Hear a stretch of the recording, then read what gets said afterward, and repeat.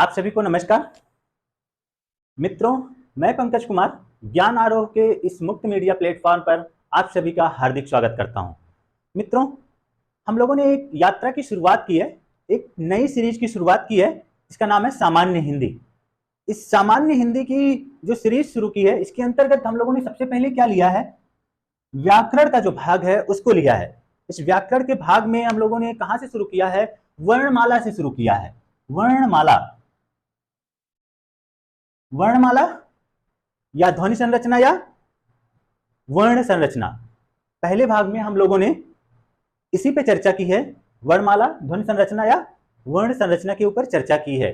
आज दूसरे भाग में जो हम लोगों को चर्चा करनी है वो है वर्णमाला के ही अंतर्गत जो ध्वनि का जो पहला जो भाग है, क्या, स्वर।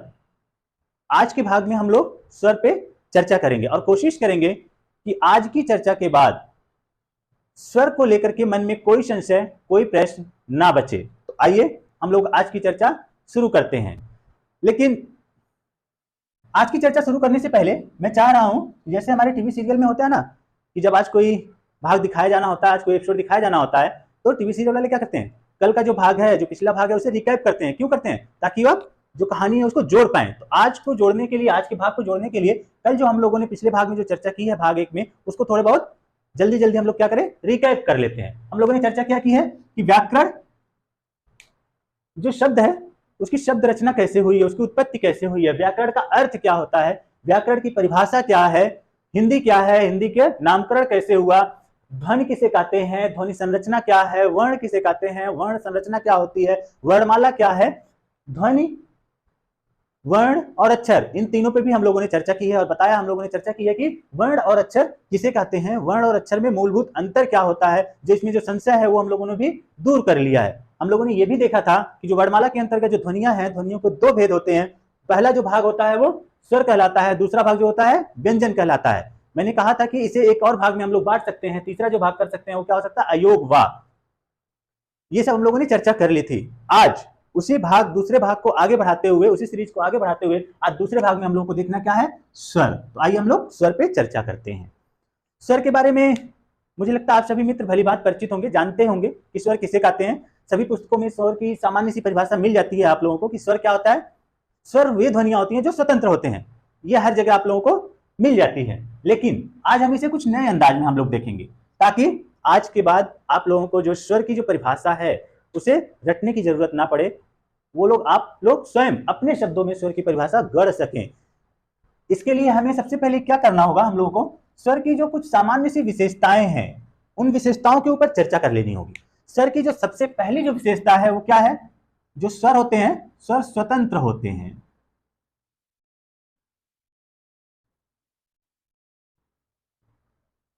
स्वर जो होते हैं वो स्वतंत्र होते हैं। स्वर की जो दूसरी विशेषता है वो क्या है, जो स्वर के उच्चारण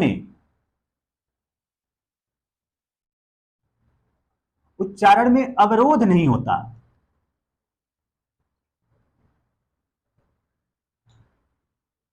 स्वर की जो दूसरी विशेषता है वो क्या है, स्वर के उच्चारण में कोई अवरोध नहीं होता।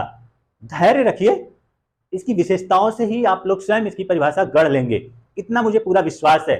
स्वर की जो तीसरी विशेषता है, तीसरी विशेषता है कि जब स्वर का हम उच्चारण करते हैं तो जो जिह्वा है, जिह्वा मुखांगों को स्पर्श नहीं करती। जब हम स्वर का उच्चारण करते हैं तो स्वर के उच्चारण के समय हमारी जो जिह्वा है, जो हमारे मुखांग है, उनको स्पर्श नहीं करती है। स्वर की जो चौथी जो विशेषता है, स्वर की चौथी जो विशेषता है वो है कि जब हम स्वर का उच्चारण करते हैं तो जो मुंह है हमारा, स्वर के उच्चारण के समय मुंह खुला रहता है।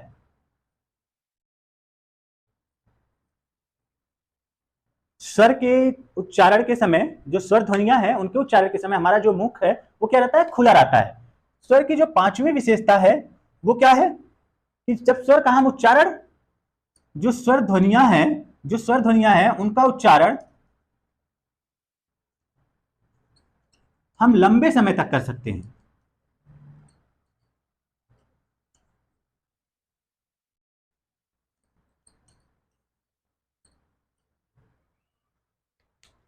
पांचवी जो स्वर की विशेषता है वो क्या है, स्वर का उच्चारण हम लंबे समय तक कर सकते हैं। ये स्वर की कुछ सामान्य सी विशेषताएं हैं। इन्हीं विशेषताओं के आधार पे आप स्वर की एक स्वरचित परिभाषा गढ़ सकते हैं। कैसे? अब इसमें कुछ चीजें जो आई हैं हम लोग उस पर चर्चा करें कि स्वर स्वतंत्र कैसे होते हैं। स्वर वे ध्वनियां होती हैं जो पूरी तरह से स्वतंत्र होती हैं। स्वतंत्र से तात्पर्य जो किसी और पे आश्रित नहीं होती हैं, किसी और पे निर्भर नहीं होती हैं, किसी और का सहारा नहीं लेना पड़ता है। ऐसी जो ध्वनियां होती हैं वो क्या कहलाती हैं, स्वर कहलाती हैं। इसको समझने के लिए हम लोग जब एग्जाम हॉल में देखते हैं तो वहां पे 3 तरह के विद्यार्थी पाए जाते हैं। पहले वो विद्यार्थी जो पूरी तरह से स्वतंत्र होते हैं, तात्पर्य कि वो इतना पढ़ के आते हैं कि वो सिर्फ अपना ही पेपर हल करते रहते हैं, उनके अगल बगल क्या है, आगे पीछे कौन है, कोई ध्यान नहीं देते। वो पूर्णतः अपने ऊपर ही विश्वास करते हैं, पूर्णतः स्वतंत्र होते हैं, उन्हें किसी और से कोई फर्क नहीं पड़ता, वो किसी और के सहारे नहीं बैठे होते हैं, वो स्वयं अपने आप ही लिखते रहते हैं। तो उसी तरह से ध्वनियों में भी क्या है, ऐसी ध्वनियां जो उन विद्यार्थियों की तरह है जो स्वतंत्र रूप में अपने लिखते हैं, किसी और पे आश्रित नहीं रहते हैं। उसी तरह ये ध्वनियां जो किसी और ध्वनियों पे आश्रित नहीं रहती हैं, जो अपने आप में पूर्ण होती हैं, किसी और का सहारा नहीं लेना पड़ता है, ऐसी जो ध्वनियां होती हैं वो क्या होती हैं, स्वर कहलाती हैं। स्वर की जो दूसरी विशेषता है कि जब हम स्वर का उच्चारण करते हैं, स्वर के उच्चारण के समय कोई अवरोध नहीं होता। अवरोध से क्या तात्पर्य कि जब हम स्वर का उच्चारण करते हैं तो बीच में कहीं कोई रुकावट नहीं आती है। उसी का मतलब है कि अवरोध कहते हैं कहीं पे कोई रुकावट नहीं आती। कैसे? रुकावट कैसे नहीं आती है? जैसे हम जो अ ध्वनि है, ए जो स्वर है, इसका उच्चारण कर रहे हैं तो इसका उच्चारण हम पूरा कर ले रहे हैं, अ आ ई उ, ये सारी ध्वनियों का हम क्या कर ले रहे हैं, उच्चारण कर ले रहे हैं, कहीं कोई अवरोध नहीं उत्पन्न हो रहा है।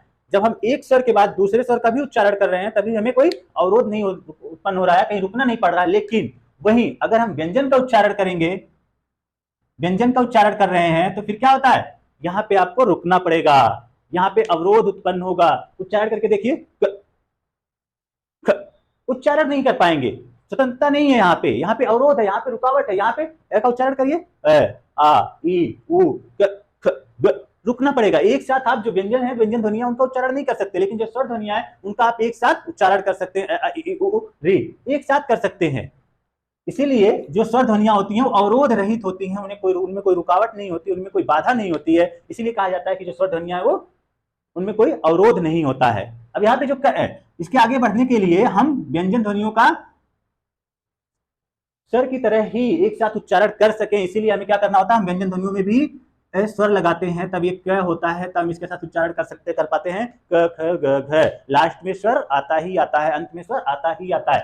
तो दूसरी जो विशेषता है वो क्या है, स्वर के उच्चारण में अवरोध नहीं होता। जो स्वर की जो तीसरी विशेषता है कि जब स्वर का उच्चारण हम करते हैं तो जो जिह्वा है वो हमारे मुखांगों को स्पर्श नहीं करती। तात्पर्य यहां पे एक शब्द आया है मुखांग। मुखांग किसे कहेंगे? जब हम तोड़ेंगे तो क्या होगा, मुख प्लस अंग। तो हमारे मुख के अंदर जो कुछ अंग हैं, जो विद्वानों ने कुछ भाग निर्धारित कर दिए हैं कि यहां से जो ध्वनियां निकलेंगी वो इस भाग से कहलाएंगी, उन्हें हम अंदर के जो भाग हैं उन्हीं को हम क्या कहते हैं, मुखांग। जैसे विद्वानों ने हमारे मुख के अंदर 5 स्थानों को निर्धारित किया है, उन्हीं 5 स्थानों को हम क्या कहते हैं, मुखांग कहते हैं। तो जब हम स्वर का उच्चारण करते हैं तो फिर जो जिह्वा है वो जो 5 मुखांग है वहां पे किसी को भी स्पर्श नहीं करती है। उच्चारण करके देखिए, री कहीं स्पर्श नहीं हो रहा है। लेकिन यहीं पे जब व्यंजन का उच्चारण करेंगे हम तो फिर क्या होगा, ख ग घ अंग च छ ज झ ञ। तो जो क वर्ग है इसका जो है ये कंठ से है, उसके बाद जब च वर्ग है इसका जो उच्चारण कर रहे हैं तो जो जिह्वा है वो क्या कर रही है, तालु को स्पर्श कर रही है। लेकिन जब हम स्वर का उच्चारण करते हैं तो जिह्वा हमारे मुखांगों को, मुख के अंदर जो भाग है उनको स्पर्श नहीं करती है। इसलिए स्वर की ये तीसरी विशेषता हो जाती है। स्वर की जो चौथी विशेषता है, जब हम स्वर का उच्चारण करते हैं, स्वर ध्वनियों का उच्चारण करते हैं तो हमारी जो मुंह रहता है ना वो हमेशा खुला रहता है, बंद नहीं होता। ये उच्चारण करके आप लोग स्वयं देखिए, जितने भी स्वर है ना जब हम उनका उच्चारण करेंगे तो हमारा मुंह खुले का खुला रहता है, बंद नहीं होता। लेकिन जब हम व्यंजन ध्वनियों का उच्चारण करते हैं तो हमारे जीभ, मुंह क्या होता है, हमारे मुख बंद हो जाते हैं। कैसे? उच्चारण करिए देखिए, आ ई उ री, हमारे जो मुंह है क्या है, खुले हैं, बंद नहीं है। वहीं पे व्यंजन ध्वनियों का प फ ब भ म, हमारे मुख क्या हो रहे हैं, बंद हो रहे हैं। तो जब हम स्वर ध्वनियों का उच्चारण करते हैं तो हमारा मुख क्या होता है, खुला रहता है। पांचवी जो स्वर की जो विशेषता है वो क्या है, जब हम स्वर का उच्चारण करते हैं तो हम क्या कर सकते हैं, स्वर का जो उच्चारण है वो हम लंबे समय तक कर सकते हैं, क्योंकि इसमें कोई अवरोध नहीं होता है। अब जैसे जो स्वर है आ इ ई का उच्चारण करिए, करते चले जाइए। जब तक आपके अंदर श्वास है, जब तक आप प्राण बाहर निकाल सकते हैं, तब तक इसका उच्चारण कर सकते हैं स्वर ध्वनियों का। लेकिन वहीं पे अगर व्यंजन का उच्चारण करना पड़े तो फिर क्या होगा, लंबे समय तक आप उच्चारण नहीं कर सकते हैं। क्यों? क्योंकि ये स्वतंत्र नहीं है, ये अवरोध रहित नहीं है, इनमें अवरोध होता है, इसलिए क ख, लेकिन तुरंत रुक जाना पड़ता है, लंबे समय तक हम उच्चारण नहीं कर पाएंगे। लेकिन यहाँ पे क्या हो रहा है, करते जाइए, गाना गाते जाइए, शुरू हो जाएगा। तो फिर क्या, सारे गामा पादा की तरह ऐसे करते रहिए, तो ये हो जाएगा स्वर की पांचवी विशेषता। पांचवी विशेषता क्या है, जब हम स्वर का उच्चारण करते हैं तो हमारा जो मुख है वो क्या होता है, लंबे समय तक खुला रहता है। तो ये हुई स्वर की कुछ सामान्य सी विशेषताएं। क्या आप इन विशेषताओं के आधार पे स्वर की परिभाषा नहीं कर सकते? मुझे उम्मीद है गढ़ लेंगे। कैसे गढ़ सकते हैं? आराम से कर सकते हैं। कोई पूछ दे स्वर क्या है, तो स्वर क्या कह सकते हैं, स्वर वे ध्वनियां होती हैं जो पूर्णतः स्वतंत्र होती हैं, जिनके उच्चारण में कहीं कोई अवरोध नहीं होता है। जो स्वर ध्वनियों के उच्चारण में हमारा जो मुख है वो खुला रहता है और जिह्वा जो है वो मुखांगों को स्पर्श नहीं करती है। ऐसी जो ध्वनियां होती हैं उन्हें हम क्या कहेंगे, स्वर कहते हैं। सामान्य सी परिभाषा आप सब स्वयं बना सकते हैं। तो ये रही स्वर की कुछ सामान्य सी विशेषता। मुझे लगता है अब स्वर की जो सामान्य विशेषताएं हैं वो आप लोग समझ गए होंगे और उम्मीद है कि स्वर की परिभाषा आप लोग स्वयं गढ़ सकते हैं, अब गढ़ लेंगे।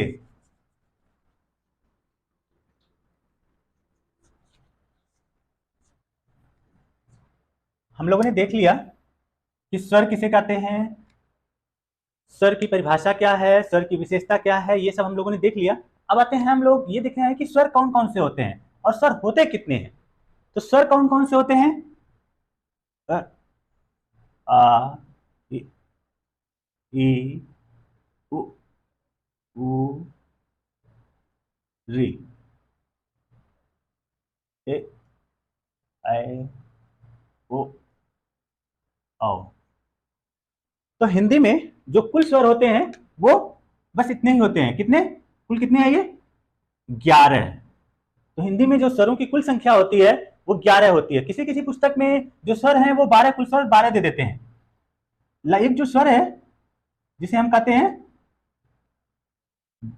री, री का जो बड़ा रूप है, दीर्घ जो रूप है, उसको भी शामिल करके स्वर की संख्या कितनी पहुंचा देते हैं, 12 पहुंचा देते हैं। लेकिन चूंकि इसका उच्चारण अब हिंदी में नहीं होता, इसका प्रयोग हिंदी में नहीं होता, इसलिए अब इसे हिंदी की स्वर की जो संरचना है, स्वर की जो संख्या, उससे निकाल दिया गया। अब हिंदी में कुल स्वरों की कुल संख्या कितनी रह गई है, 11 रह गई है। अब आते हैं, हम लोगों ने देख लिया, अब हम लोग देखते हैं कि स्वरों का वर्गीकरण किन किन आधारों पर कर सकते हैं, जहां से प्रत्येक प्रतियोगी परीक्षा में प्रश्न पूछते ही पूछते हैं। तो इन स्वरों, जो स्वर दिए गए हैं, इनका जो सबसे पहला जो हम वर्गीकरण करेंगे वो क्या करेंगे, कर रहे हैं मात्रा के आधार पे, मात्रा के आधार पर या कालमान के आधार पर।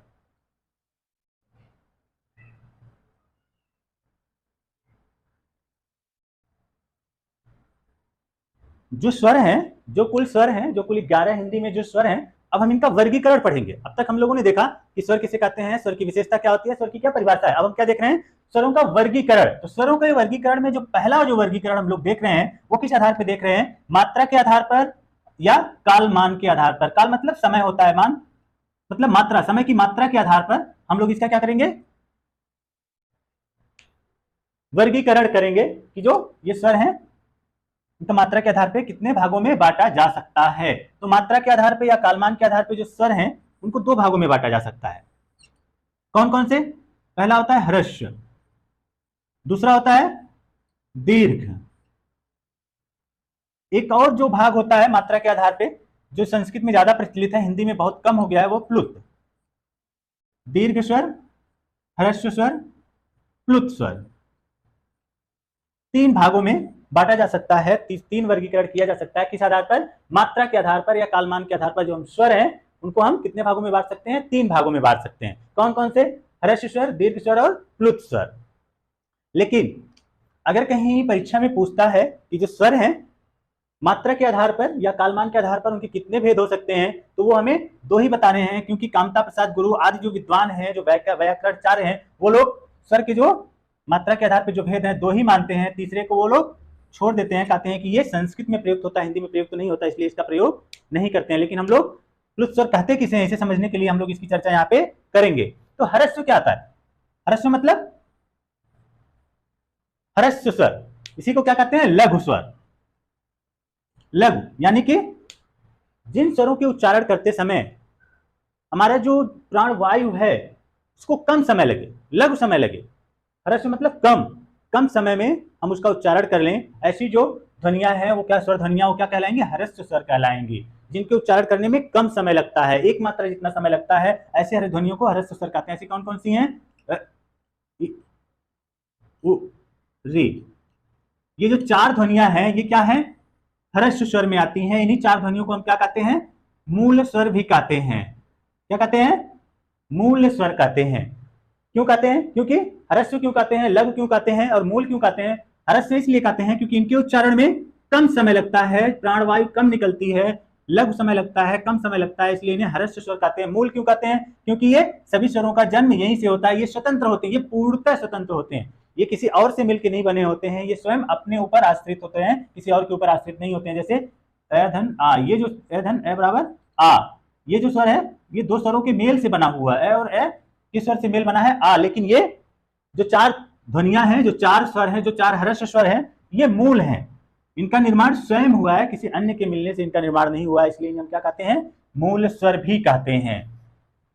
अब दीर्घ स्वर किसे कहते हैं? जो दीर्घ स्वर जिनके उच्चारण में दो गुना समय लगे, इससे ज्यादा समय लगे। जो ये चार ध्वनियां हैं, जो चार स्वर हैं, इनके उच्चारण में जितना समय लगता है इससे दो गुना जिन स्वरों के उच्चारण में समय लगेगा उन्हें हम क्या कहेंगे? दीर्घ स्वर कहेंगे। कुल स्वरों की संख्या कितनी है? 11। मूल स्वर कितने होते हैं? हरस्व स्वर कितने होते हैं? 4। तो दीर्घ स्वर कुल कितने हो गए? 7। बाकी जो बचे हुए स्वर हैं वो किसमें आएंगे? दीर्घ स्वर में आएंगे। कौन कौन? आ, ई, उ, ए, ऐ, ओ, औ। ये जो 7 जो मूल ध्वनियां हैं, ये जो ध्वनियां हैं, सॉरी जो ध्वनियां, ये 7 जो ध्वनियां हैं ये किसमें आएंगी? दीर्घ स्वर में आएंगे। क्यों? क्योंकि इनके उच्चारण में ये जो हरस्व स्वर है इससे दोगुना समय लग रहा है, इससे ज्यादा समय लग रहा है, इसलिए क्या कहते हैं? दीर्घ स्वर कहलाते हैं। अब आ जाते हैं प्लुत स्वर। प्लुत स्वर क्या कहते हैं? किसे कहेंगे? प्लुत स्वर उसे कहते हैं कि जिसके उच्चारण में ये जो लगा है, इन दोनों से, इससे और इससे दोनों से भी ज्यादा समय लगे, इससे 3 गुना समय लगे। जितना इसमें समय लगता है हरस्व स्वर में, इससे 3 गुना समय इसके उच्चारण में लगता है। ऐसे जो स्वर होंगे, जो ध्वनियां होंगी, उन्हें हम क्या कहेंगे? प्लुत स्वर। हिंदी में इनका कम उच्चारण होता है जैसे, लेकिन संस्कृत में अभी भी इनका प्रयोग बना होता है। जैसे ये लिखा गया ओम, ओम, 2 शब्द लिखा हूं मैं, एक है ओम और ये ओम, दोनों क्या है? दोनों सही है, दोनों ओम लिखा है। ये ओम का लिखित रूप है और ये ओम का उच्चारण रूप है। ये ओ है, लेकिन ये क्या है? ये जो लगाया गया है ये 3 बना हुआ है। जो देवनागरी की जो 3 है अंक, 3 अंक है, वही ये 3 बना हुआ है। इसका तात्पर्य ये है कि इसके उच्चारण में 3 मात्रा के कितना समय लगेगा, जितना एक मात्रा इसके जो है 3 मात्रा के कितना इसके उच्चारण में समय लगेगा, इसीलिए इसे क्या कहते हैं? प्लुत स्वर कहते हैं। तो हम लोगों ने देखा कि जो मात्रा के आधार पर, मित्रों माफी चाहता हूं, तकनीकी अवरोध उत्पन्न हो गया था। मैं प्रारंभ में ही बताया था मैं हिंदी का विद्यार्थी हूं, और विद्यार्थी हूं तो गलती स्वाभाविक है, विद्यार्थी से गलती होगी ही। तो तकनीकी अवरोध उत्पन्न हो गया, इसलिए बीच में बाधा उत्पन्न हुई। हम लोग देख रहे थे कि मात्रा के आधार पे या कालमान के आधार पे स्वर को कितने भागों में बांटा जा सकता है, स्वर का वर्गीकरण कैसे किया जा सकता है, कितने आधार पे किया जा सकता है। 3 आधार पे हम लोगों ने कर लिया था। कौन कौन से? 3 थे, ह्रस्व, दीर्घ और प्लुत। इन 3 आधारों पे हम लोगों ने कर लिया था। अगला जो भाग है, जो आधार है, वो है उत्पत्ति के आधार पे, रचना के आधार पे या निर्माण के आधार पे हम लोग स्वर का वर्गीकरण करने वाले हैं। लेकिन आज के भाग में बस इतना ही। कल के अगले भाग में हम लोग देखेंगे कि जो स्वर का जो वर्गीकरण है, उत्पत्ति के आधार पे स्वर का वर्गीकरण हम कैसे कर सकते हैं, कितने प्रकार से हम कर सकते हैं, इस पे हम लोग विस्तार से चर्चा करेंगे। आज का जो भाग है, आज का भाग मुझे अब यहीं पे समाप्त करना पड़ेगा। यदि आप सभी मित्रों को जरा सा भी ये जो सीरीज है वो रुचिकर लग रही है, या फिर लाभप्रद लग रही है, या यात्रा लाभप्रद लग रही है, तो उत्साहवर्धन के लिए लाइक एंड सब्सक्राइब कर सकते हैं। बहुत बहुत आभार आप सभी का।